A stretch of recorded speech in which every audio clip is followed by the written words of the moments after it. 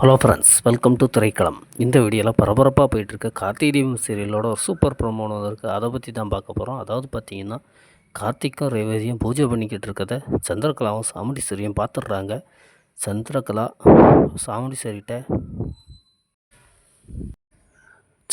சாமுண்டீஸ்வரிகிட்ட எதுவுமே குப்பை செய்யாதக்கா, இப்போதைக்கு அவங்க 2 பேரும் நம்மளை முட்டாளாக்குன மாதிரி நம்ம அவளை முட்டாளாக்கும் அப்படின்னு சொல்லிட்டு பிளான் பண்ணி கொடுக்குறாங்க. இதே சாமுண்டீஸ்வரியும் ஆமாம் அப்படி தான் செய்யணும், ஏன்னா 2 பேருமே நம்பிக்கை துரோகம் பண்ணிட்டாங்க, அதனால் நம்மளும் அவங்களுக்கு துரோகம் பண்ணணும், அப்படி தான் சரி ஓட்டு வரோம் அப்படிங்கிற மாதிரி சொல்லிட்டாங்க.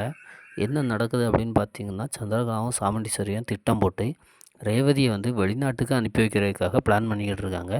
அதே மாதிரி கனடாவில் என் ஃப்ரெண்டுக்கோட மகளுக்கு கல்யாணம், கண்டிப்பாக என்னை வர சொல்கிறா அப்படின்னு சொன்னோடனே ரேவதிக்கும் சாமுண்டீஸ்வரியும் தான் பாஸ்போர்ட் இருக்குதுன்னு சந்திரகலா எடுத்து விட்றா. ரேவதியே தான் வாயால் நான் வெளிநாடு போகிறேன், கனடா போகிறேன் அப்படின்னு சொல்கிற மாதிரி வச்சிடுறாங்க.